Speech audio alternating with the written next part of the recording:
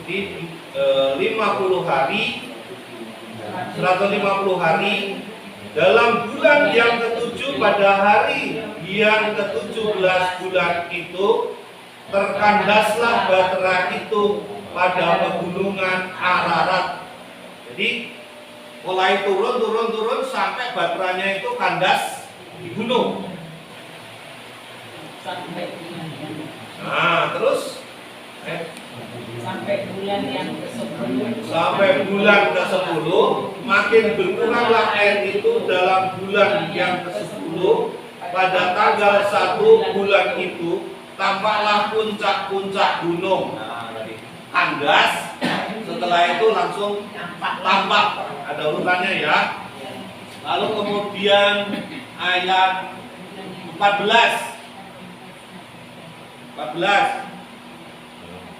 Dalam bulan kedua pada hari yang tadi bulan ke-1 ya. Terus dalam bulan kedua pada hari yang ke-20 7 bulan itu bumi telah kering. Nah, itu bisa dilanjutkan. Jadi mulai kan tadi dihembus, terus setelah dihembus mulai surut, kemudian setelah surut kandas lalu gunungnya kelihatan, kemudian kering. Dan di situ banyak disebut tadi bulannya, harinya. Nah, itu ciri khas dari kelompok P. Sekarang coba kita lihat tradisi Y. Bagaimana caranya supaya air bah itu selesai turun? Nah, bab 2 sampai 3A. Nah, coba kita lihat bab 2 ayat 2. Ayat 2, sorry, ayat 2. Pinter gitu. Berarti nggak ngantuk itu ya. Tadi diembus, sekarang ditutup mata-mata air samudra raya serta tingkap-tingkap di langit, dan berhentilah hujan lebat dari langit, dan makin surutlah air itu dari muka bumi. Lihatlah caranya, bukan Tuhan membuat angin menghembus supaya pergi air itu, tetapi ditutup. Ditutup mana? Asal air yang di bawah, tetapi juga asal air yang di atas. Dong. Jadi ada perbedaan sih. Kalau kita bacanya biasa-biasa saja, nggak akan ketemu itu. Tetapi ketika kita baca pelan-pelan, oh iya ya, sebenarnya ada perbedaan di situ. Cara P menyampaikan air bah itu selesai dan cara J itu menyelesaikan. Yang bingung biarlah bingung. Ayat 6. Tadi itu yang P sampai 5 loh, sekarang kita baca ayat 6 sampai 12. Sudah lewat 40 hari.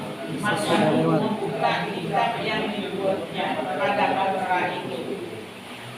Ya, coba lihat tuh. Sesudah lewat 40 hari, jadi 40 hari saja, tadi 150.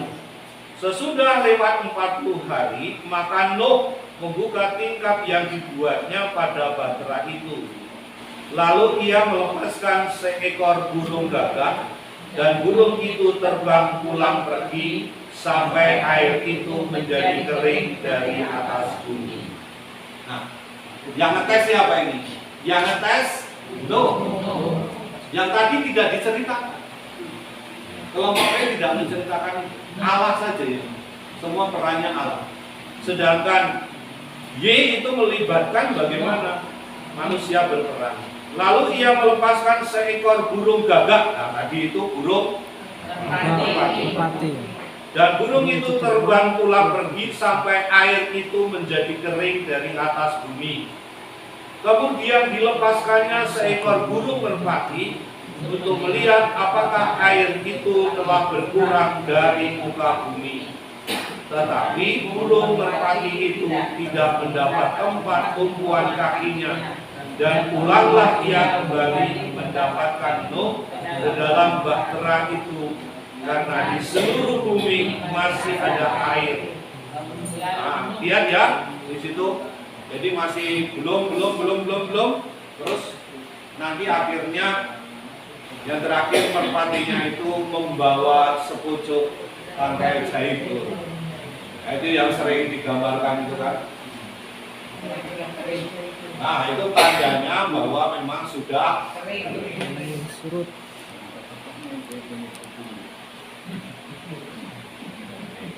Kemudian ayat 20.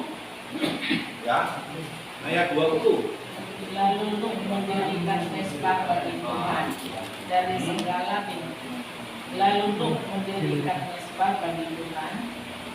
segala binatang yang tidak haram dan dari segala burung yang tidak haram. Diambilnya lah beberapa ekor. Lalu ia mempersembahkan korban bakaran di atas mesbah itu. Ya. Yang 21 itu kekasan dari kelompok Y. Ya, coba lihat apa itu. Kita baca. Ketika Tuhan mencium persembahan yang haram itu, Berfirmanlah Tuhan dalam hatinya, aku tak akan menutup diri ini lagi karena manusia, sekalipun yang didulukan hatinya adalah jahat dan sejak kecilnya, dan aku tidak akan membinasakan lagi segala yang hidup seperti yang telah kulakukan. Oke. Jadi itu masih ada janjinya, itu nanti berkaitan dengan janji. Tapi saya mau tunjukkan Bapak Ibu, tadi ketika Nuh membuat kurban, mempersembahkan kurban bakaran gitu kan. Terus kemudian Tuhan di situ mencium. Nah, itu. Kan itu ciri khas dari Y, itu Allah itu diibaratkan seperti manusia, maka punya hidung untuk mencium. Lalu di situ ada janji Allah tidak akan membinasakan lagi segala yang hidup seperti yang telah kulakukan. Selama bumi masih ada, takkan berhenti musim menabur dan menuai, dingin dan panas, kemarau dan hujan, siang dan malam. Nah, Bapak Ibu, yang bagian terakhir itu adalah rumusan janji antara Allah dengan manusia, versinya Y. Ya, versinya Y. Nanti kita akan menemukan di dalam P itu versi yang lain, sangat berbeda. Sampai di situ dulu, apakah ada sesuatu? Ada apa? Tadi di awal tadi disampaikan ya atau tidak, kita yakini menanya air bah betul-betul ada atau tidak. Jadi kita ini bagaimana? Apakah kita juga ya atau tidak itu?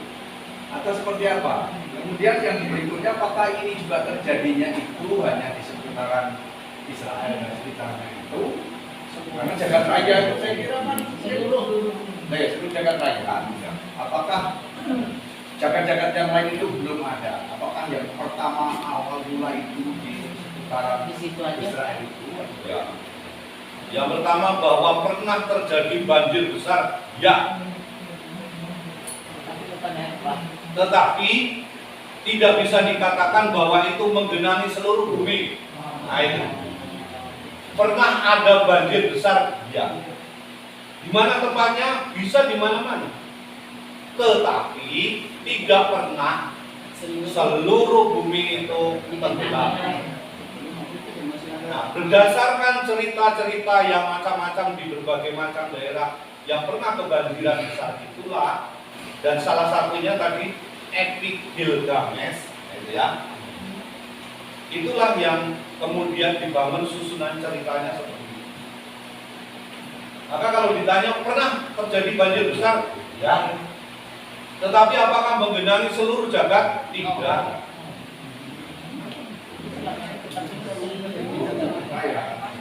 Raya. Di sini kan sampai seluruh puncak-puncak